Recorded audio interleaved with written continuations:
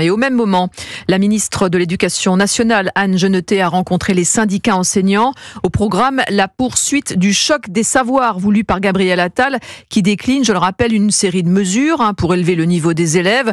Et il y avait 2 mesures choc, notamment au collège, la création de groupes de besoins en maths et en français, ainsi qu'une réforme du brevet. Louis Salé, alors les groupes ont bien été mis en place en 6e et en 5e en septembre dernier, mais la ministre réfléchit à ne pas étendre cette mesure en 4e et en 3e la rentrée prochaine. Oui, à la place, Anne Genetet pourrait choisir comme alternative au groupe en 4e et 3e de renforcer l'aide aux devoirs et de multiplier les stages de remise à niveau. Elle annoncera sa décision à la rentrée des vacances.